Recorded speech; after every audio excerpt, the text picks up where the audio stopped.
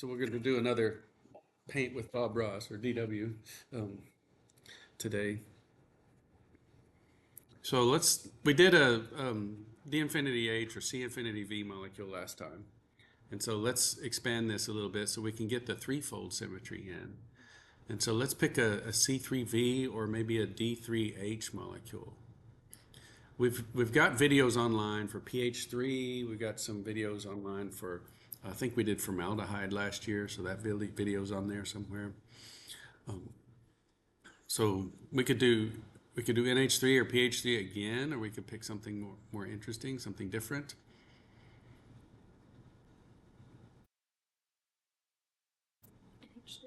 NH3, something simple. It's been a little while since we've done NH3. Okay. Anybody else? Okay, NH3 it is. We'll do some other ones then. This one should not take us too long, so we'll have some time to get into cyclobutadiene. Okay. So we're going to do NH3, so let's build the molecule in the middle, up here at the top. Okay. So let's put... Oh, let's draw it.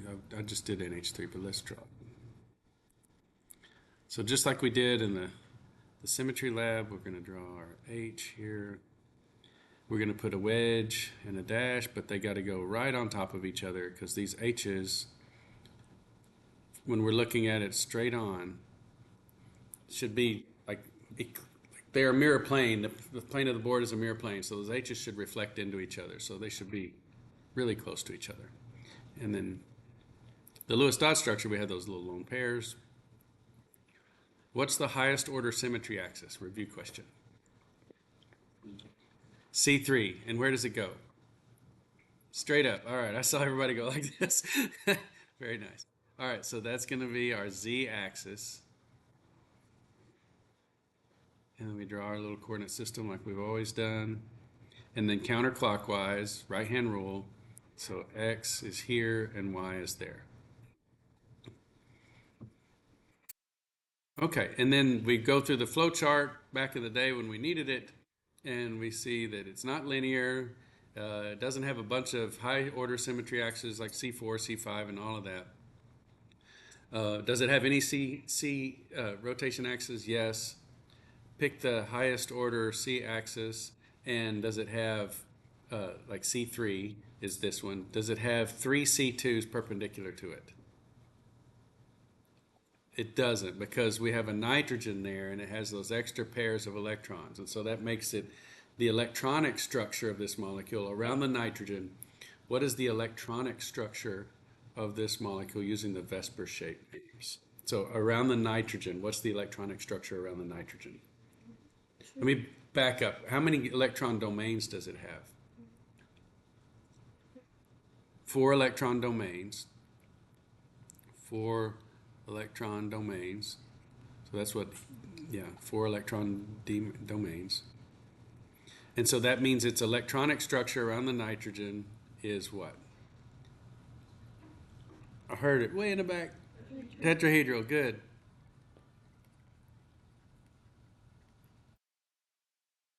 Electronic structure. Okay. And then what is the molecular structure? Trigonal pyramid. Yeah, trigonal pyramidal structure.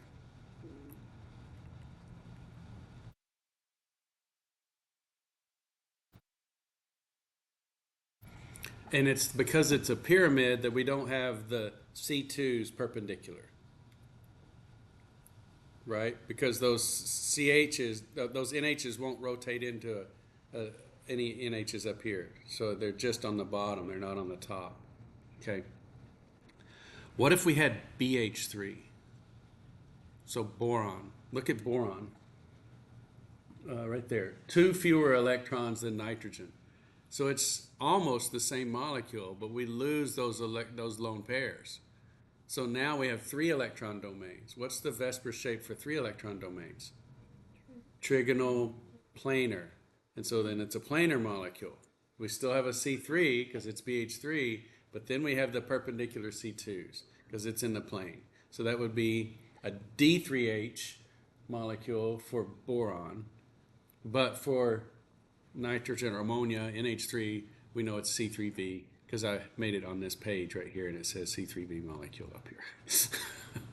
Okay, that's not why, but okay, so we'll put our little C3V in a box.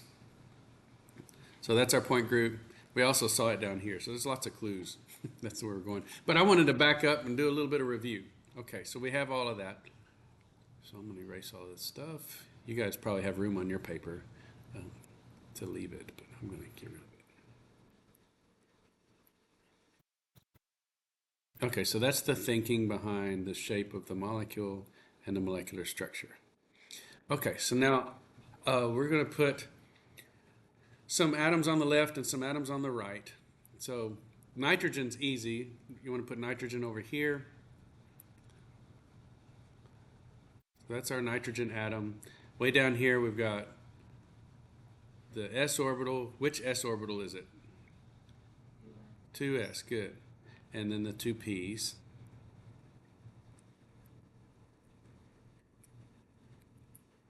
Five valence electrons. 1, 2, 3, 4, 5. Okay, now how do we do the hydrogens? We've got to bring the hydrogens in because they're identical. They make symmetry adapted linear combinations. So these are the S, A, L, C, A, O's. Symmetry adapted linear combinations of atomic orbitals. And if you watched Friday's video with the projection operator, we could start with the 1s on atom hydrogen A and rotate it around to B and reflect it through and so on and do all those things, and we get the combinations of those 1s orbitals. And so what we're going to do is we're going to have one down here. First of all, how many combinations will we have? So I've got 3 hydrogen atoms. How many combinations am I going to have over on the left side? I come in with 3 atomic orbitals. And if I were making molecular orbitals, how many would I have? Yeah, 3. So what you come in with is what you produce. Okay, so we're coming in with 3 1s orbitals. We're going to produce 3 symmetry adapted linear combinations. It's kind of like we're making an MO diagram, but just with 3 hydrogens.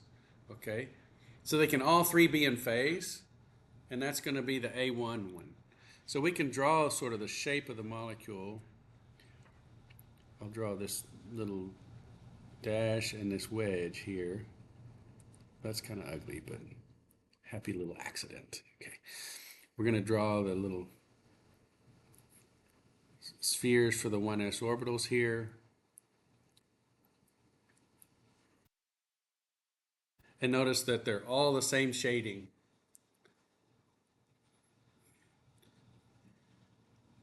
So that's that A1 combination. And if we were doing the projection operator, we would have produced that by the A1 row. We would have started with the unshaded hydrogen on atom A, and we would have rotated it to atom B, and there's a +1 there, so it would stay unshaded. And if we rotated it the other direction on atom C, it would stay unshaded because it's a +1. See, this A1 row down here has +1s all the way across. And if we reflected it onto itself, or reflected it to atom B, or reflected it to atom C, we have all +1s, and so the shading doesn't change. So that's the projection operator. And then up here, we got 2 combinations. So let's draw our, so here, you notice how for the symmetry adapted linear combinations, we're kind of starting with the pictures. So this one is going to be, let's call this little guy, look up here in the middle, I'm calling this one A and B, and the one in the back C. Okay. So this first one is going to be 2 times the 1s on A minus the 1s on B minus the 1s on C. So that's one of our combinations that came out of the projection operator. So it's going to be twice as big a circle on atom A. So this is going to be a huge circle here, and it's going to be out of phase with atom B. So B is going to be shaded, and out of phase with atom C. So it's going to be shaded. So you see the node now is going between the molecule here. And that's going in the Y direction. Does everybody see that? So that's an easy question I could ask. I could give you that picture and say, hey, which symmetry is this? I could see that that's going, the oscillation where the colors are is oscillating back and forth in this direction, and that's the Y direction. So that would have Y symmetry, so you could go down to the character table and you could see that where it has X and Y, that's E1 row. Now it's because of the screen, I've got it kind of cut off, but you can see E down there. Okay, so this is going to be an energy level here, and that's going to be E. It's also going to have Y symmetry. Now there's also one that's since we use we use the 1s orbital on atom A 2 times in this one, we use it 0 times in the other one. And so the other one is just going to be 1sb minus 1sc. So we can draw that picture here.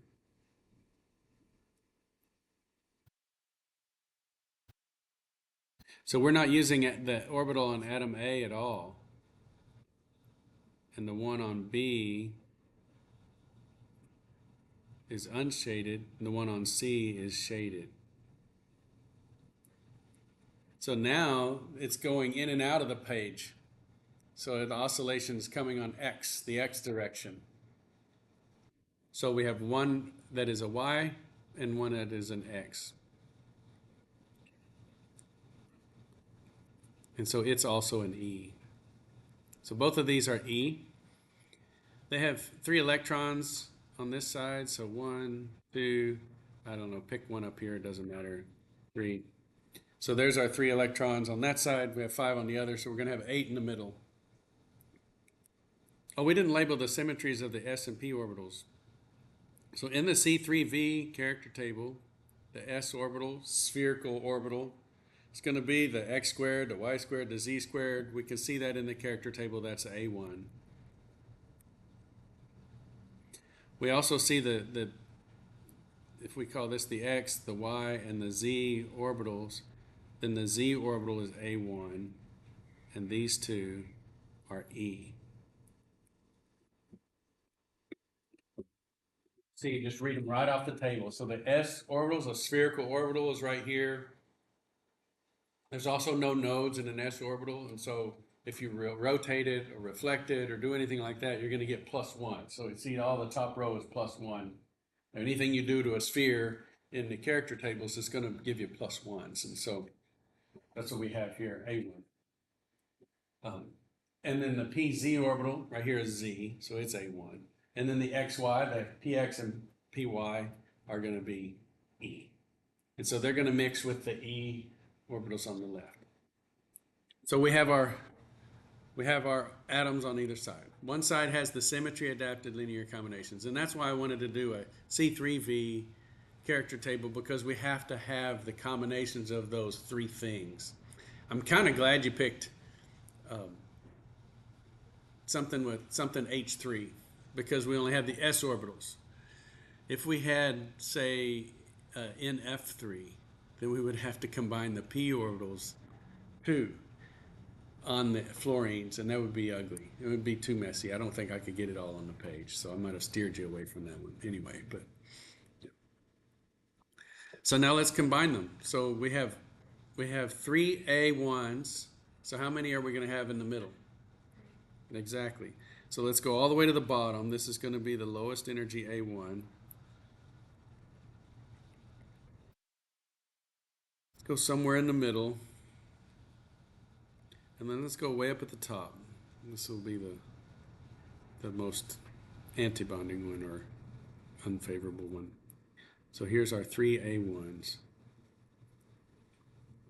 And the PZ orbital interacts with those. and maybe a little bit with this one. The 2s orbital interacts with this one. And then this A1 combination of the hydrogens interacts with all three in some way.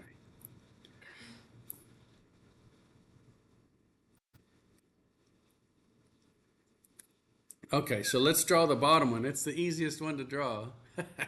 Okay, so we're going to have our wedge and dash. And we're going to have the hydrogens on there. And we're just going to draw this.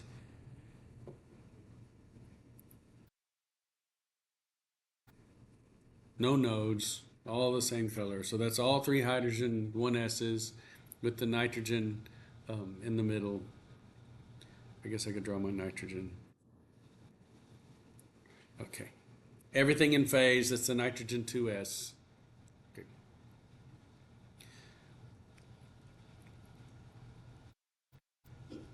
What about this top one, or the middle one? Let's do that one next.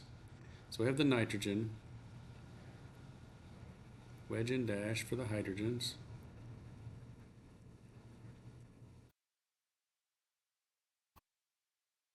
We have a pz orbital, which is going to look like this over here on the right.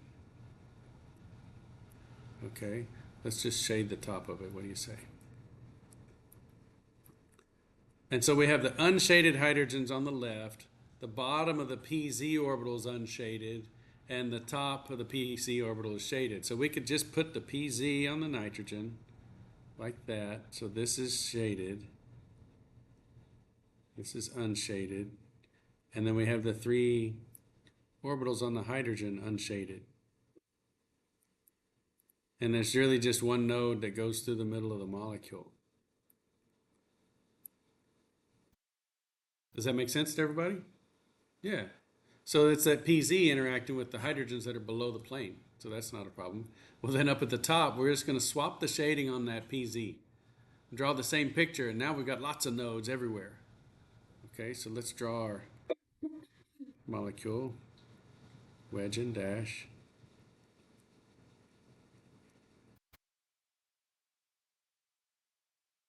Let's draw the pz on here, and now let's shade the bottom.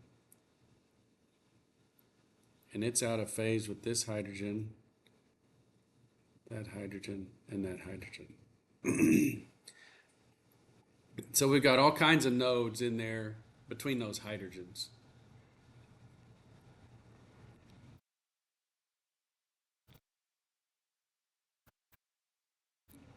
Any questions on that one? Those were pretty easy, don't you think?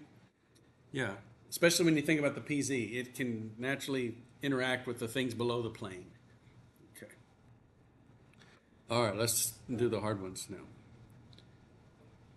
The x and the y.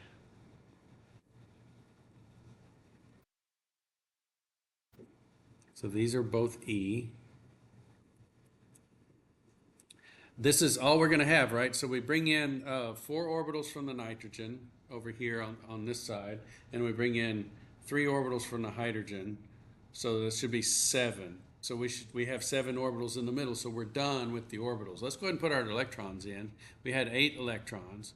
So we start at the bottom, just like the Aufbau filling scheme. 1, 2, 3, 4, 5. Look at this one. The next one is unpaired, 6. So if we had 6, that's what it would look like. And that would be paramagnetic, right? Because it has unpaired spins. Paramagnetic is unpaired spins. Means the electron cloud is magnetic. Okay, but we've got 8 electrons, so we're going to pair them up now. So this is 7, and this is 8. Okay. So this is the highest occupied molecular orbital. And this up here is the lowest unoccupied molecular orbital. Both of them, they're the same energy, so.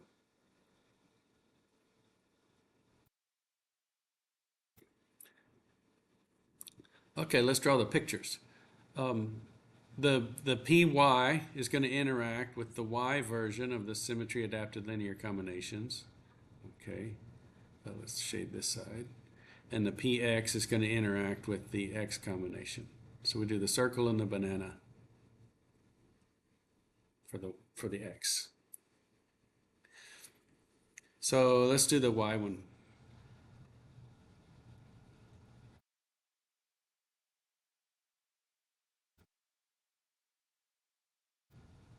Oh, this is going to be tough because I've got all those wedges and dashes, and it just makes it look really busy.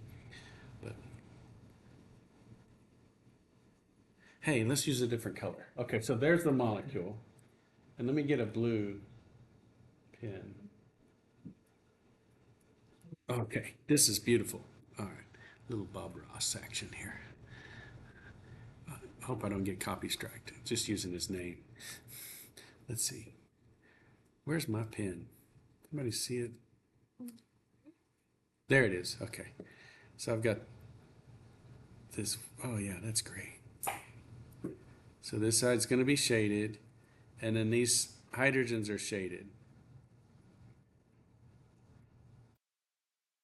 And then this hydrogen A is unshaded. So you see that we still have that node in the middle. We still have only one node, so it's low in energy.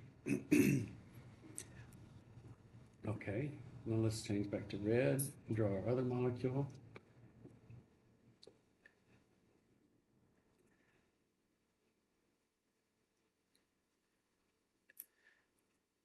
I think I'm going to be smart, and I'm going to draw all the molecules, and then we'll do the orbitals. Okay. So draw 3 more ammonias. Isn't this relaxing? We could do this on the weekend with wine. How about that? That's right. Drawing MO diagrams with wine. That'd be great. Yeah, yeah. If you go to one of those instead of painting, do an MO diagram, and you won't be asked back, like you said. Okay, let's go back now, and we can do our colored pen for our orbitals. Okay, so this one is going to be the px. So we're going to draw a big circle on the nitrogen, kind of off to the down to the left a little bit, and we're going to draw that banana in the back that's shaded. You see that's a p orbital coming out at you. And then the hydrogens for this X symmetry adapted linear combination, we have the unshaded sphere around the front hydrogen, and the one in the back, you can just kind of barely see it, so we're going to draw a little half moon around that.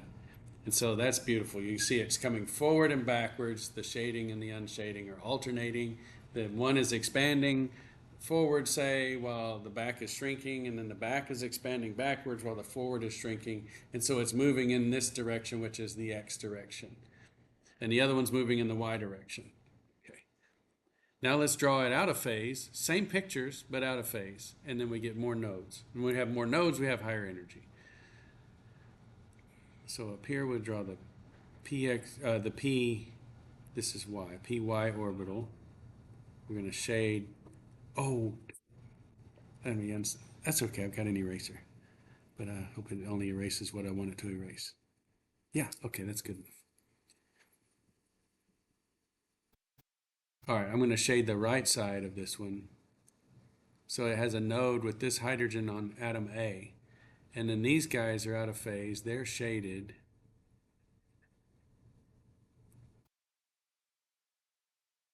So you see all those nodes? Now we have 3 nodes at least. We've got one there, one down the middle of the molecule, and one down here, 3 nodes.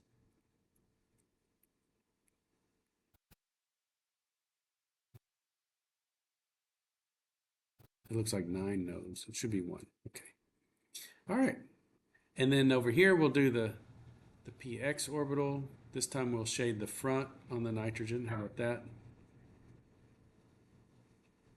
And we'll draw an unshaded banana on the back.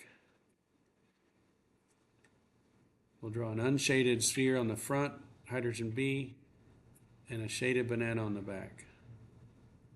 So now we have the node that breaks this bond right here. And then we have the plane of the paper. That's kind of hard to show, but I'll draw a little dash box around it. So this is 2 nodes.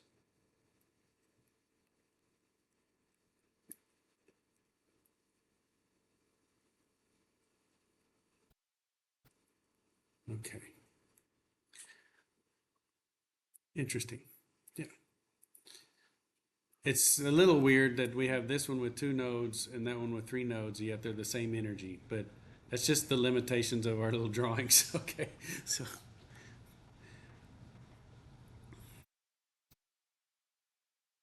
I think that's it. We've done all the pictures. This is great. Oh, let's do the combinations. So um, let's say like this one right here is going to be, this wave function is equal to 2s on nitrogen. I'll just say plus 3h1s or 1sh. Let's do that.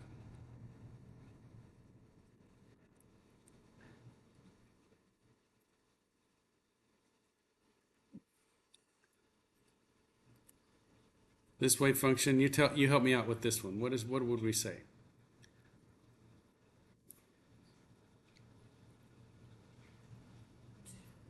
Two p and which one? Z, good. 2pz on nitrogen plus 3 hydrogens.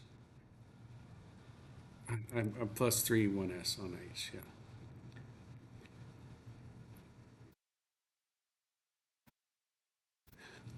Okay.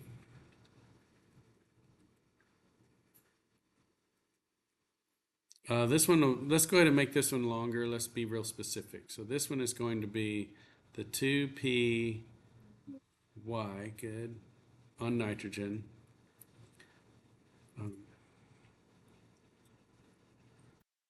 You know, my standard has just been, because it's in that orbital is in phase with all the hydrogens, is just to say plus the 3 1s on H. So we'll keep with the same little thing that I'm saying, 3 1s on H.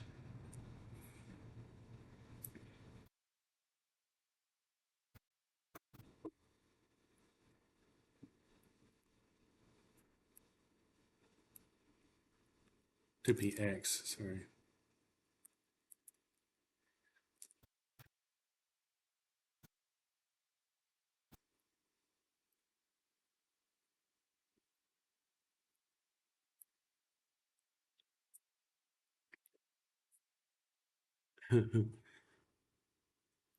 Yeah, my little scheme it's not perfect. The little 3s, like I've got 3. It's really because of this 2. You know, we should really write this whole thing out. So let's go ahead and be honest. We'll say plus 2 1s on atom A, 2 1s on HA, minus 1s on HB, minus 1s on HC. So that's the real one. And then over here we can say 2px on N plus 1s on HB minus 1s on HC. Okay, so that's the in phase ones. Now let's draw the out of phase ones.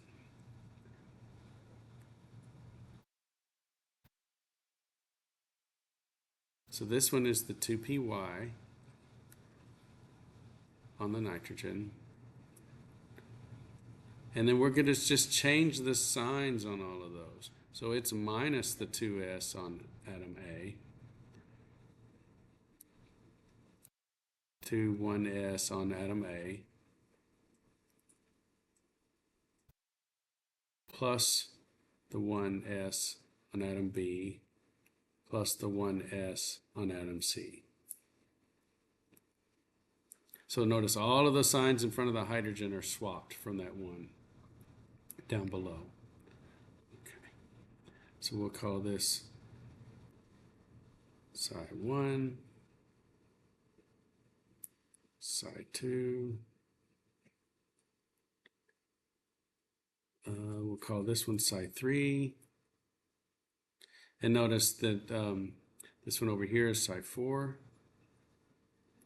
And we just did 5. So 5 is just like 3. but we've swapped the signs in front of all the hydrogens. Let's do the same thing for size 6.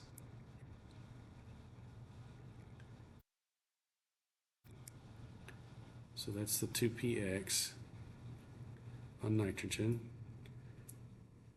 And we're going to say minus the 1s on atom B plus the 1s on atom C.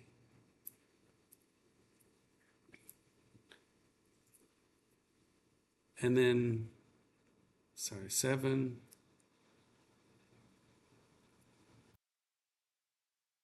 is equal to the 2pz on the nitrogen. We're going to say minus the 3 hydrogens, 3 1sh. So it's out of phase with all 3 of those. So there's all of our wave functions. What kind of questions would you have about those? We've done them all, but you were pretty quiet, which means either you're thinking or you're confused, or a little of both. So let me help you get rid of that confusion.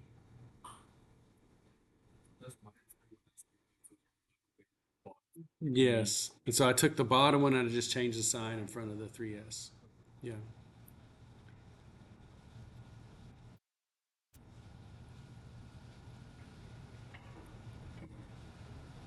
Mm-hmm. So you kind of did 2 different versions of writing the wave functions when like considering the hydrogens. Which one would you like expect to see like on the exam? I think you'll probably, what I'd like for you to do is be able to look at the answers that are given and like to make sense of them, right? So if you were given this picture right here, okay, you could eliminate this one because there's not 3 hydrogens involved, right? So you can say, okay, all of the ones that has 3 hydrogens are out. So you may have to look at the answers given and see which ones make sense, right? But you should, I would love it if you could look at this and say, okay, I've got the 2px on atom N, okay? And if you're given these letters, pay attention to the letters, right? This is just saying that the shading on atom B and the shading on atom C are different. This minus sign right there, okay?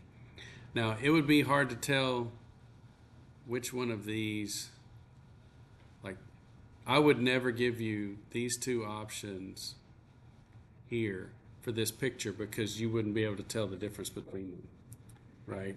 Like, I would give you, like, if I was trying to ask you a question about this one, I would give you this right answer here, which should make sense. You look at it, there's no atom A listed, right? This little A right here, there's nothing on atom A, and there's no atom A in the answer. And I might give you this one as a wrong answer, right?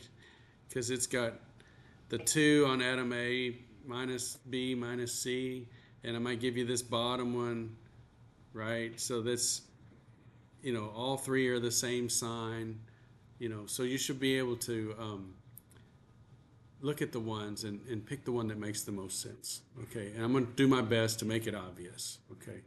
So, but just the idea of being able to take this picture and make up sort of a shorthand wave function. Again, that's about communication. When you're writing text, you can't draw the pictures.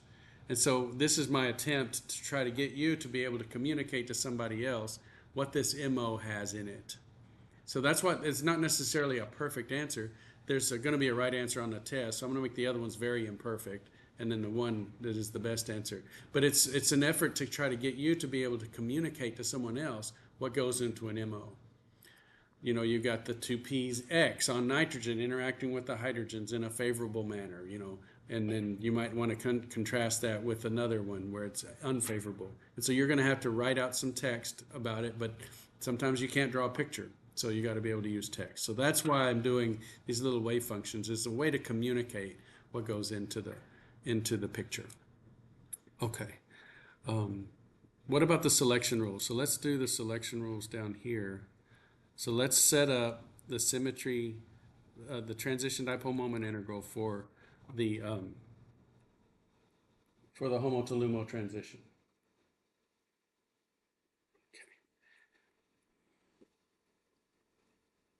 So to determine if this is an allowed transition, so where's my pen? Here we go. I'm going to draw a little arrow here to the HOMO to LUMO, and I'm going to put a question mark, right? So the intensity is proportional. Let me write it out a little better. Uh-oh.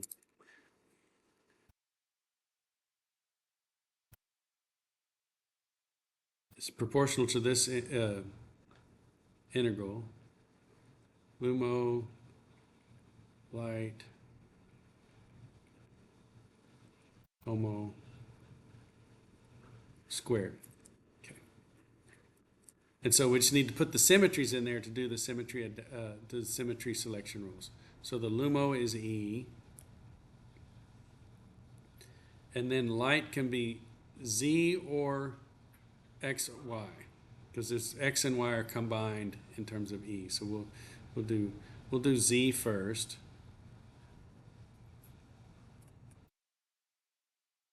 And so Z is A1.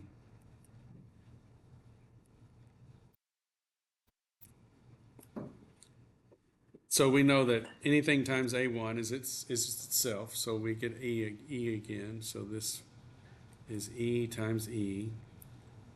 And then we can go over here and we can see that we have A1 plus A2 plus E after we do this. So we have the integral of A1 plus A2 plus E. And because we have A1, this is not equal to 0. These are all squared. Therefore, allowed. Okay. Does that bring back memories? Good. Good ones, hopefully. Okay, so then we'll do the other one. It's E times E times E. Do we think it's going to be allowed or not? Like, if you're running out of time and you had to guess allowed or not allowed, what would you say? E times E times E is allowed? Yeah, we don't have any G's in use. Okay, so we don't have to worry about that. So we have E times E times E. Now, listen carefully. I'm going to give you my argumentation for why this is allowed. Anything times itself gives an A1 at least. It's got other things in it, but it's A1. Now, these are E times E. And E times E produces an E. It produces A1 plus A2 plus E. And so then the next E is going to be multiplied by that E and give A1. So E times E produces an E, and then there's going to be a third one. So that's going to be nice. So we'll go ahead and do it, but we know it's going to be okay. So here's the result here. So we have this E times the sum of A1 plus A2 plus E. Okay. And then this E is times all three of those things. Okay. So E times A1 is E. E times A2 is also E. So we're going to end up with the sum of E plus, and then E times E gives the A1 plus A2 plus E. So we have lots of terms. And remember, what are those terms? Well, these functions, when they're multiplied by each other, produce a lot of other trigonometric functions that are added together. And so we have all of these functions. Now we've got 5 different functions inside this integral, and we don't care about 4 of them, because 4 of them are going to be 0. The 5th one, that A1, is going to be non-zero, so we're great. We're happy. So this is not going to be equal to 0, therefore allowed. We don't know how strong it'll be, but we know it's allowed. And we know it's allowed by Z and XY, so that's good for intensity.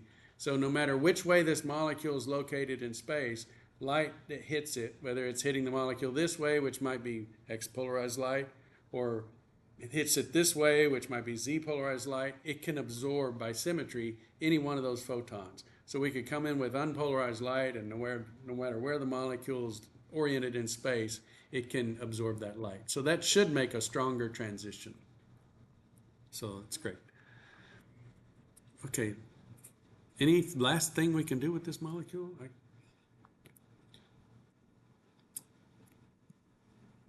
It's beautiful. Got green and red. It's like Christmas, green and red. I like it. I hear jingle bells in my head. Okay, so let's draw cyclobutadiene and determine its point group. Just a quick random question. So butadiene, this is back to your nomenclature from organic. What is a butadiene? Bute, what is that? 4, C4. Okay, diene, okay, so it's not completely saturated, and it's cyclo, okay, so it's going to be H4 as well, C4H4.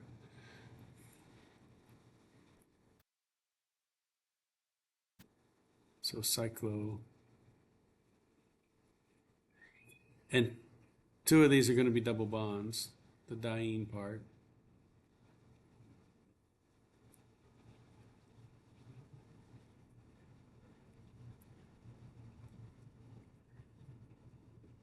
Now, this doesn't have the sort of 6-electron rule, when it's sort of delocalized in benzene, where you have a resonance structure, or pyridine, where you have the nitrogens and so on. And so this is going to be sort of 2 double bonds and 2 single bonds, not delocalized bonding. And so this is not going to be a C4 axis. Okay, so it's going to be a C2 axis for sure.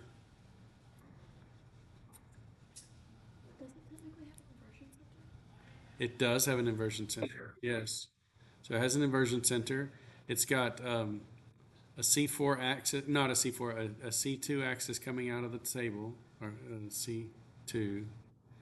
And it has those perpendicular C2s. C2 here, okay, and a C2 here.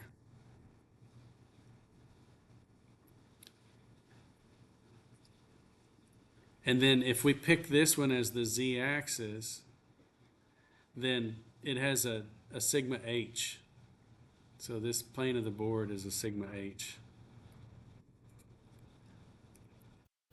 So that ends up being C2H if we go through the... Would y'all have gotten that? What kind of other options would you might have done? D4H? Thinking that the double bonds were interchangeable, like with resonance structures. So it ends up being C2H.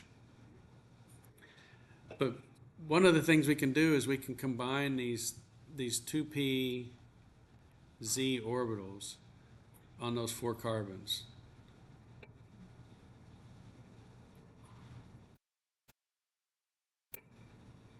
So we can have all 4 be the same shading with the bananas in the back. Do y'all understand the whole banana thing? That's just a sphere on the backside. I want y'all to think. I don't want you to be confused by that. Okay. So that's the A1 one. Let's see, what is it? A1. This has an inversion center, so it's going to be A1G. Yeah, or AG. So here's the C2H character table. Draw the pi bonds and cyclobutadiene. So AG is that one that I just drew. Let's draw the others on this page. We're out of time, but let's try to squeeze a few more in. Okay. And so then we've got the X and Y combinations, right? So we have X and Y.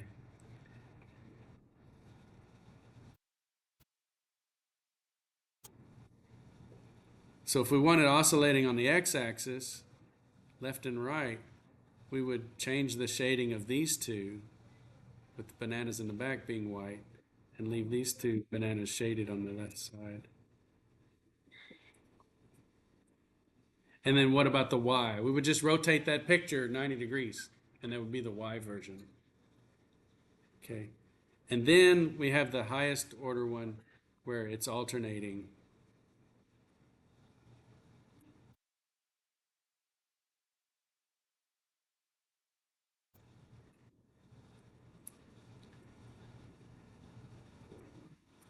I'm trying to go fast.